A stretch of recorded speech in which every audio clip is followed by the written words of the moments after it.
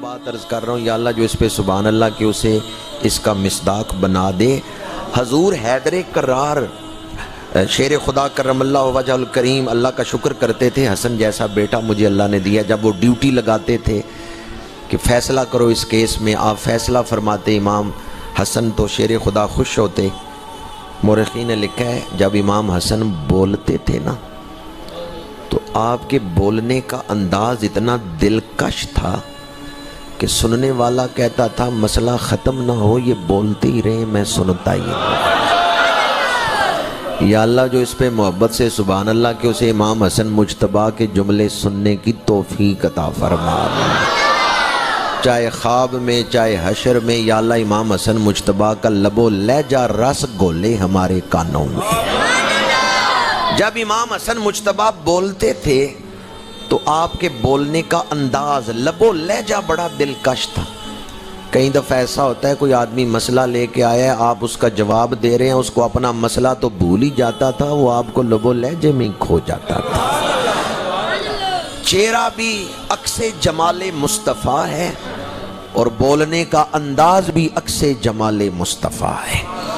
ام المومنین حضرت سیدہ عائشہ صدیقہ رضی اللہ تعالی عنہا روایت کرتی ہیں کہ سیدہ خاتون جنت جب چلتی ہوئی ہمارے حجرے میں تشریف لاتی تھی تو ہمیں یوں لگتا تھا جیسے حضور تشریف لا رہے ہیں۔ سیدہ کے چلنے کا انداز حضور کی طرح تھا، اور ام المومنین فرماتی ہیں جب سیدہ بولتی تھیں تو آپ کے بولنے کا انداز بھی حضور کی طرح کا تھا۔ امام حسن کی والدہ سیدہ کائنات، مخدومہ کائنات، سیدہ نساء العالمین، سیدہ خاتون جنت رضی اللہ تعالی عنہا، آپ کا لب و لہجہ حضور کے لب و لہجے سے ملتا تھا۔ تو امام حسن مجتبیٰ کے بارے میں تاریخ کی کتابوں میں ہے کہ جب آپ گفتگو فرماتے تھے آپ کے بولنے کا انداز بھی بڑا دلکش تھا۔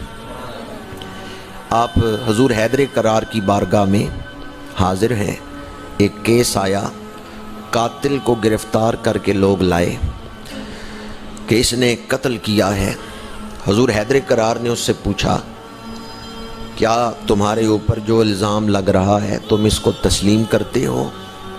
وہ خاموش رہے، اس نے انکار نہیں کیا۔ آپ نے پھر پوچھا، اس نے کہا میں اب اس سے انکار نہیں کر سکتا۔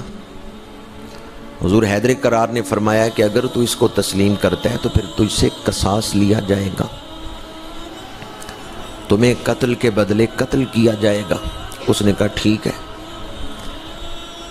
اسی اثناء میں ایک اور شخص دوڑتا ہوا ہے، اس نے کہا جی یہ قتل میں نے کیا ہے، جس کو لوگ پکڑ کے لائے ہیں نا آپ کے دربار میں، اس نے قتل نہیں کیا، قتل میں نے کیا ہے۔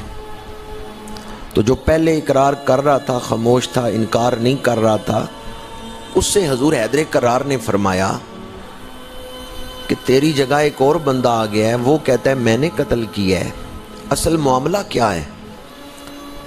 اس نے کہا جی میں قصاب ہوں، فلاں جگہ پہ میں نے ایک گائے ذبح کی، اسی اثناء میں مجھے پیشاب کی حاجت ہوئی، اس کا خون میرے ہاتھ پہ لگا ہوا تھا، خون والی چھری بھی میرے پاس ہی تھی، مجھے پیشاب کی حاجت ہوئی ہے، میں اٹھ کے ایک پہاڑ کی اوٹ کی طرف گیا ہوں کہ میں وہاں پیشاب کر لوں۔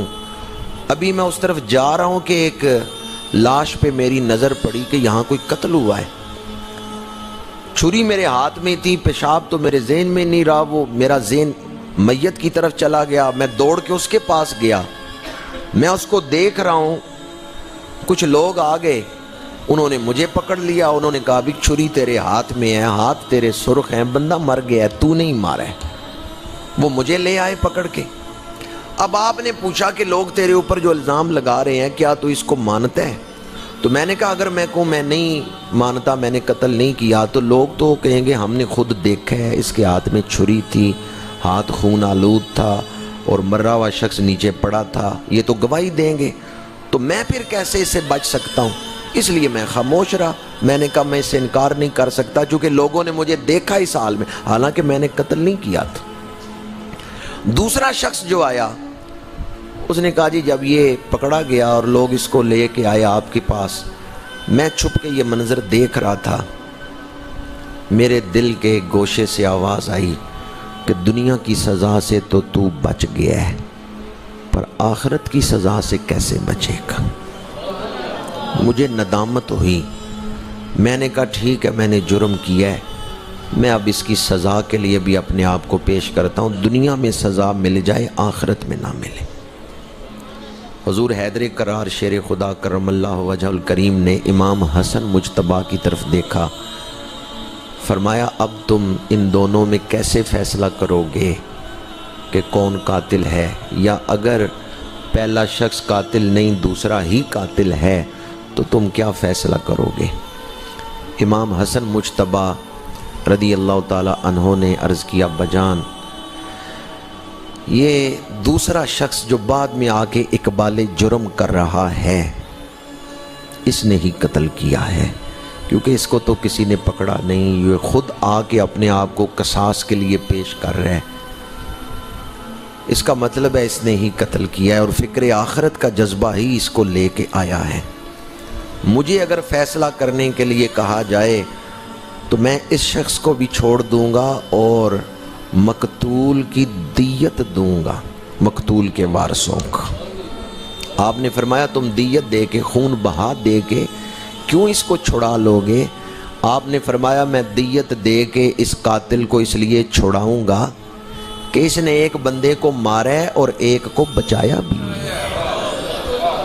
ایک کو تو اس نے قتل کیا ہے لیکن دوسرے کو اس نے بچایا ہے، لہٰذا اب اس کو قتل کے بدلے قتل نہ کیا جائے بلکہ دیت دے کر اس کو چھوڑ دیا۔